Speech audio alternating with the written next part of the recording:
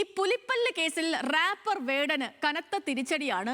പിടിച്ചെടുത്തത് യഥാർത്ഥ പുലിപ്പല്ല് തന്നെയാണെന്ന് കൊൽക്കത്തയിലെ സുവോളജി ലാബിൽ നടത്തിയ പരിശോധനയിൽ സ്ഥിരീകരിച്ചിട്ടുണ്ട്. കേസിൽ വനം വകുപ്പ് ഉടൻ തന്നെ കുറ്റപത്രവും സമർപ്പിക്കും. 3 വർഷം വരെ തടവ് ശിക്ഷ ലഭിക്കാവുന്ന വകുപ്പാണ് ചുമത്തിയിരിക്കുന്നത്. അബ്ദുൾ റഹീം വിവരങ്ങളുമായി നമുക്കിപ്പം കൊച്ചിയിൽ നിന്നും തത്സമയമുണ്ട്. റഹീമെ, വിവരങ്ങൾ എങ്ങനെയാണ്?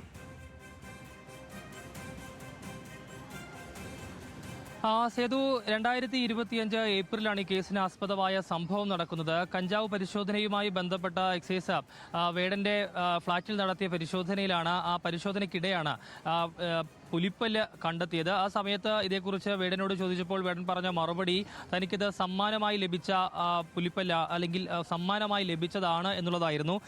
രഞ്ജിത്ത് കുമ്പിടി എന്ന ആളാണ് ഇത് നൽകിയതെന്നാണ് വേടൻ പറഞ്ഞത്. പക്ഷേ രഞ്ജിത്ത് കുമ്പിടിയെ കണ്ടെത്താൻ ശ്രമിച്ചുവെങ്കിലും കഴിഞ്ഞിരുന്നില്ല. ഏതായാലും ആ വിഷയത്തിൽ അതിൽ പിന്നീട് വേടനെ അറസ്റ്റ് ചെയ്യുകയും പിന്നീട് കോടതി ജാമ്യം അനുവദിച്ചതിന്റെ അടിസ്ഥാനത്തിൽ ജയിൽ മോചിതനാവുകയും ചെയ്തിരുന്നു. ഏതായാലും ആ കേസിലാണ് ഇപ്പോൾ വേടന് കനത്ത തിരിച്ചടി നേരിട്ടിരിക്കുന്നു ഏറ്റവും സുപ്രധാനമായ വിവരം. റാപ്പർ വേടന്റെ കയ്യിൽ നിന്ന് പിടിച്ചെടുത്ത പുലിപ്പല്ല് അത് യഥാർത്ഥ പുലിപ്പല്ലാണ് എന്നുള്ളതാണ് നിലവിൽ കണ്ടെത്തിയിട്ടുള്ളത്. കൊൽക്കത്തയിലെ സുവോളജി ലാബിൽ നടത്തിയ പരിശോധനയിലാണ് ഈ കണ്ടെത്തൽ ഇപ്പോൾ പുറത്തു വന്നിട്ടുള്ളത്. ഏതായാലും കേസുമായി ബന്ധപ്പെട്ടുള്ള കുറ്റപത്രം ഉടൻ തന്നെ വനം വകുപ്പ് സമർപ്പിക്കും. നേരത്തെ വേടനെതിരെ ഈ കേസുമായി ബന്ധപ്പെട്ട് ചുമത്തിയിരുന്നത് മൃഗവേട്ടയ്ക്കുള്ള വകുപ്പുകളടക്കം ചുമത്തിയാണ് വേടനെ ഈ കേസിൽ അറസ്റ്റ് ചെയ്യുകയും പിന്നീട് ജാമ്യം ലഭിക്കുകയൊക്കെ ചെയ്തത്. ഈ കേസിൽ വേടന് വലിയ തിരിച്ചടി ലഭിച്ചിരിക്കുന്നു എന്നുള്ളത് തന്നെയാണ് ഈ ഘട്ടത്തിൽ നമുക്ക് പറയാൻ കഴിയുക. ഏതായാലും കുറ്റപത്രം സമർപ്പിച്ചു കഴിഞ്ഞാൽ അതിന്റെ വിചാരണ അടക്കമുള്ള കാര്യങ്ങളിലേക്ക് കടക്കും.